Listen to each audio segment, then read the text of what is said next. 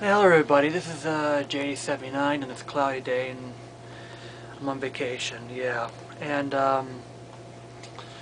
today I'm going to be talking about, first the YLOD to death fiasco, and first of all, the I am 16 bits YLOD to death. I've already uploaded my 28th video, and I think what's also what's going to be coming out is basically I actually already have quite a few videos for my 29th episode. Yeah, it's not really that much thing in there yet, but it really, I think it really proves the point why your service is terrible when it comes to YLOD to death. And quite frankly, again, if my system YLOD to death, I'm sorry, I'm not dealing with these zombies that are handcuffed into these,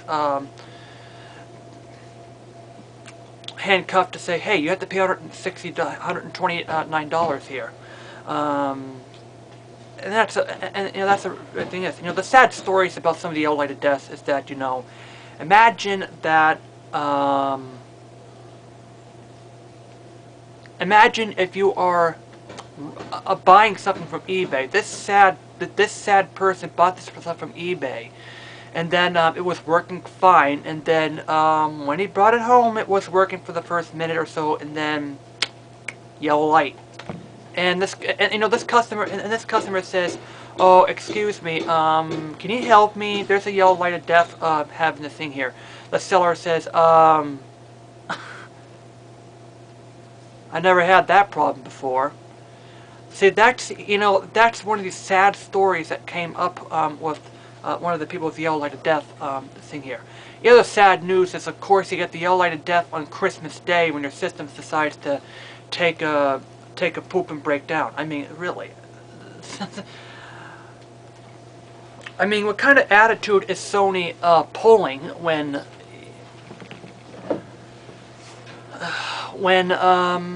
you say, hey, there is a common problem. It says, hey, you're covering up the common problem. There is no problem. And you still charge systems X amount of money. Oh, it's $129 right now.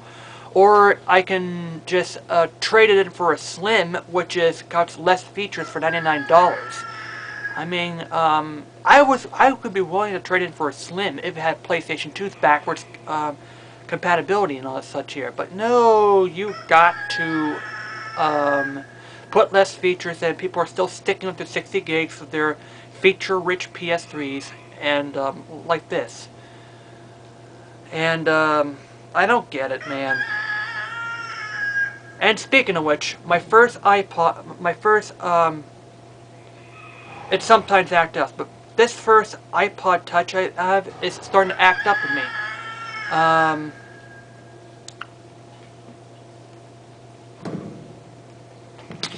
It started off when at WBZ radio, excuse me, at WBZ app that I have there. I download the local channel apps for the news and like this. It started off as WBZ app, but then when I go into the weather forecast, it dumps me back to the, dumps me back to the home screen. And I thought, okay, I don't know what's going on. I was probably waiting for an update here. Now it's happening when I'm browsing the web for this thing. I'm like, are you serious? I mean, I got this for Christmas, the last year's Christmas, and it's already starting to crash up on me. And, but here is the thing, Sony. I've been through 4 of these iPods. I sent it into Apple and it gave me another one for free. But here's the thing here. The third, yeah, I submit over here that the first iPod I broke was a 60 gigabyte 5th generation 5th model. So I bought another one with 160 gigs because, well, yeah, it had a lot more storage space. I mean, by the way, I'm still sticking to the iPod Classic for storage, and I have 160 gigs storage. I can buy a whole lot of crap amount of music and then put it over here. I still have like half the space here. I still have half the space on this in this piece of crap iPod Touch.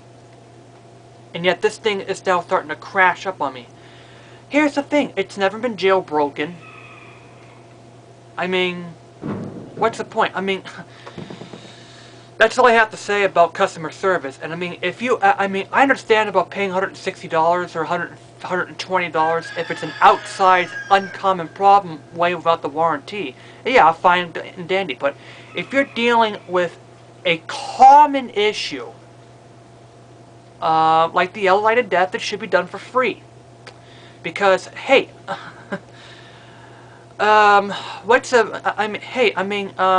you dare saying that the yellow light of death caused by a variety of issues and like this.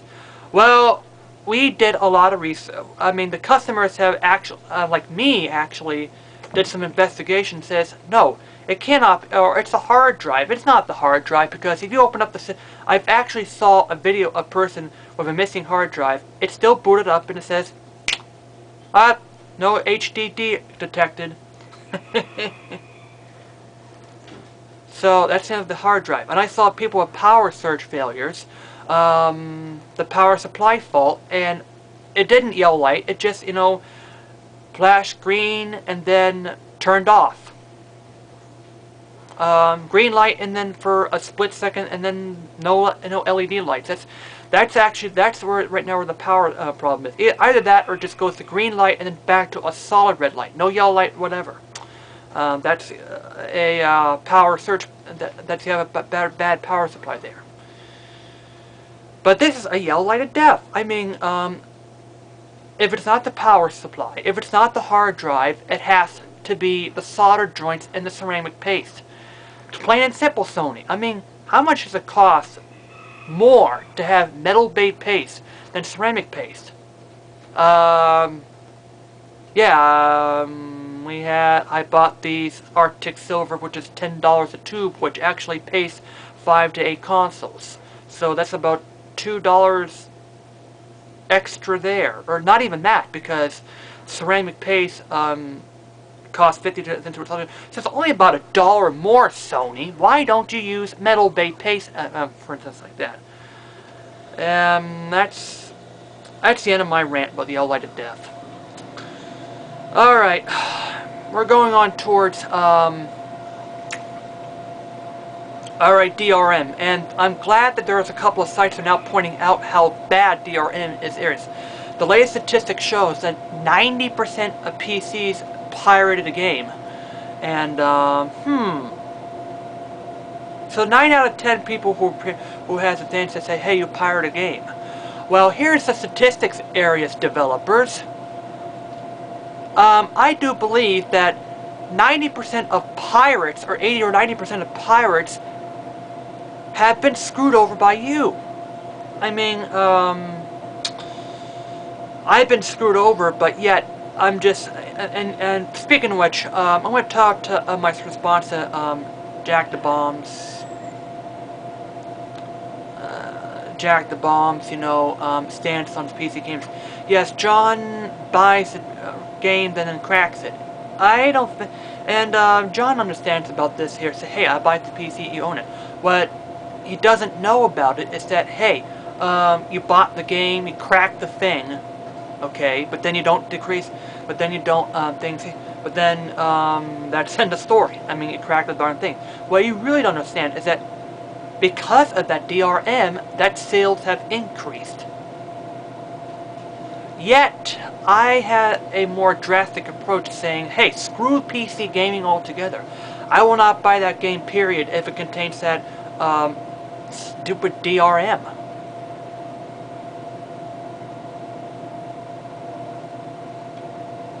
Therefore, they are not seeing a penny from me. Instead of pirating a game, I just go back to my PS1 or PS2 games. And then they're going to figure out something else to moan about. Say, oh, people are keeping the games and we're not going to allow that. Well, tough craps with DRM. And because, tough luck to developers, I mean, I buy a game for the PC. I open up the game box and the physical copy, I put in the thing, stick it in and play. I mean, that's what it's supposed to be.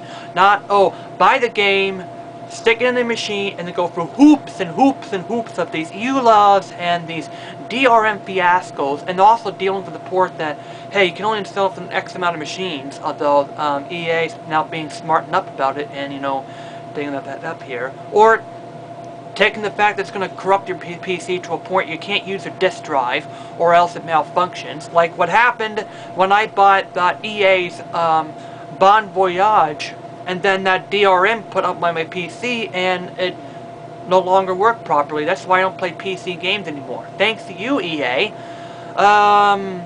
So 4 choices. I can either buy the games and put up with the DRM. That's one choice. And choice number 2. Buy the game, yet find a website for a crack to crack the game. That's the second thing.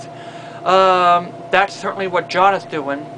Number 3 is to pirate the game, which many people wound up doing after being screwed over by the DRM and the thing here, which I understand about the pirates. Or I take the 4th choice, which is to quit PC gaming until, hey, they learn that DRM is killing your company, not helping it. It's not helping the customers, it's not helping the customers here. I think what's in, and yes, I'm glad there's like a lot of sites that are saying that DRM does encourage piracy, and yeah, I do understand why, because they've been screwed over by you. Say, hey, why do we have a lot of piracy on our hand? It's because we've screwed over our customers with DRM. Well, me, I didn't pirate the games. I just go to consoles. Although I would like to have a gaming rig. I like to set up a gaming rig, and then but then these developers have to understand, hey, it's my gaming rig. I can do whatever thing I want to do it here. Just give me the game. I mean, just, you know, I want the game, download it on my gaming rig, and then buy the game, download it, and the story. And yeah, secondly, I think a game's overpriced. There's goodoldgames.com. Yeah, they're DRM free, but the fact is, many of the games are crusty old things that cost and I think $5 or $6 for a 15-20-year games here. Yeah, I mean, like Might and Magic, Might and Magic World of Zine, Doom 3, or excuse me, no, not Doom 3, like Doom 1 or 2. I mean, I think they should be, you know, priced at between I mean 10 and 15 years old. I mean, they should be like, that should be about between $5 and $10. But 15-20 years ago should be, you know, maybe like $1 or $2 at the best. But after the 20 years of date, that's the cutoff date, where the games other than that should be free. NES games should be free. I don't know why Nintendo is ripping us gamers off. I just go to a store and just buy an 8-bit, buy like a NES player, like these 2-in-1. I can just buy. Why do that? Why can I just buy the Retro 2 or the Retro 3 or whatever it is, and play my older games instead of being ripped off by these bullcrap. First of all, the emulation that the Virtual Console is terrible, and I noticed a big difference between the Virtual Consoles. This is from the Virtual Console, a paid emulation site of Super Mario Brothers. Hell, Nestico on the 80-bit 486. Now, Nestico on an 8486 runs better than Virtual Console. I don't understand. And just go to a store, buy an 8-bit actual cartridge, and then, or hell, buy an original 8-bit NES. I mean, that's a true classic there. That's the nice things about being able to keep these 8-bit screens here. And yeah, I think I think Sony are doing this because you don't to keep people from keeping the PS3s. Oh, only to have a broken system. Yeah, that's nice, Sony. That's really nice here. And That's what I have to say about that. Alright, now we're going to be going towards the issue, now back to the issues of DRM. To me, yes, DRM must go. Online passes. To their eyes, they say, oh, it's to reduce piracy, like this here. But now I'm going to be going to these now I'm just going to go to these fan people who, you know, and I'm just going to be responding to, say, Resistance 3. I mean, I have this, I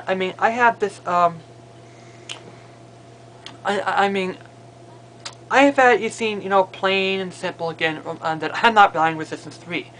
It's not due to the fact that the game is just, yeah, another mediocre shooter, which IGN overrates that thing. It's just another freaking shooter. Go out there, go to Good Old Games and just, excuse me, go out there, get a Nintendo 64 and buy Duke Nukem and play these games again, like this here. And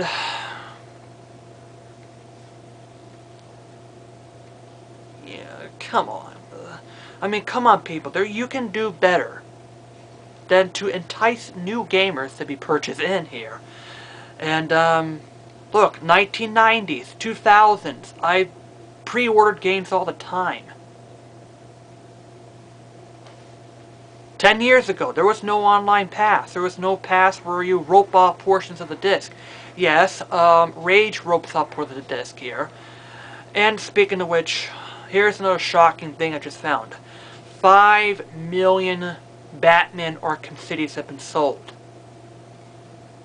You people! Do you understand how crippled the one-time use code is? You can't play Catwoman that's on the freaking disc.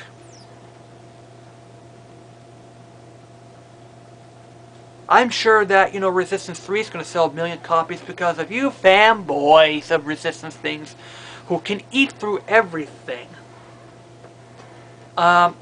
I didn't buy Batman Arkham City. I bought that Spider-Man game. Spider-Man Times games.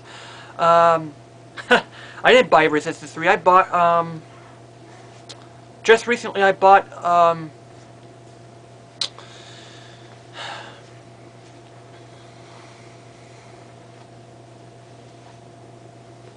what was that game?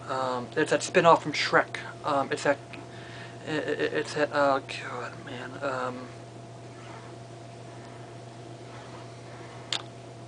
yeah, Piss and Boots game. Yeah. That Piss and Boots game. That, spin-off game. Yeah, I bought that. I mean, to be honest, I buy a lot of, Disney, Pixar, and DreamWorks games. And, because, yeah, I like to be able, I like, 3D computer animation, it's not just the fact that, oh, again, the movies are good. It's the fact that the computers, unlike computer animation, and that's the point right now. Computer animation, and by the way, if I want to do a video game business, customer, what I'd like to do is set it up so, you know, customers can create, share, and sell their creations, and or like do a YouTube style thing, yeah, such as Little Big Planet. Yes, there's a couple of new things coming up for Little Big Planet, and trying to create the levels. But yeah, that's my fault. I was just being too lazy. I was playing other people's levels, and I'm being too lazy about it. And yeah, I mean, this is what's going to be coming up in the future. I was testing out some things here, but seriously, but yeah, seriously, the gaming developers are still think it's 1990. I can still rip people off and stick people with Blu-rays. Oh yeah, do you see the same thing with CDs?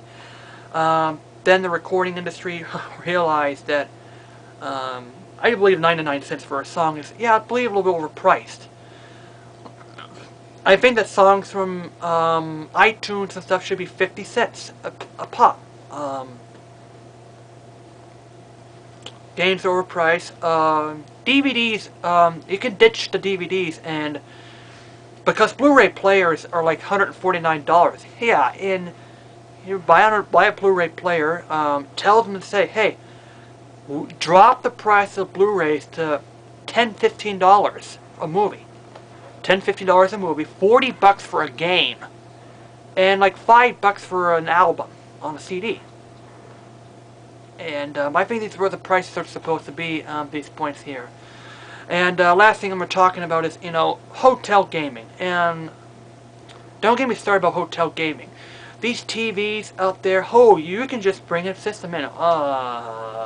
Days of the fact that many hotels now are locking the TVs out so you can't come in. And their entertainment in hotels are utter crap. Yeah, 15, 20 channels, or a high-end hotel gives you like 30 to 50 channels at the most. And don't be surprised if a hotel says you have to pay to watch a movie, and then even later on that one, pay money just for basic news and stuff. Oh, you have to pay to watch local news and all that stuff because hotels. And hotels, they rip you off. And that's my short rant. I'm going to be talking to John again through Skype. I might post up my conversation. I might start a podcast and stuff because, I mean, seriously, basically, first of all, the piracy is nowadays caused by 90% of the pirates are customers who are screwed up by you guys. And put DRM. Let's put stronger DRM. No, let's just, treat your customers better and drop the price to a reasonable amount. 30, 40 bucks for a new premium game release. I mean, I could just download a couple of throwaway apps for 99 cents or $4.99 on my app. That's about it. Well, this is what I'm at to today. I'm going to be more ranting about it here.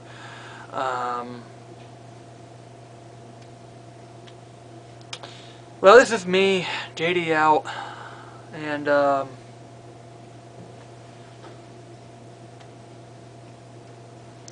having my week off now, trying to recuperate from that company.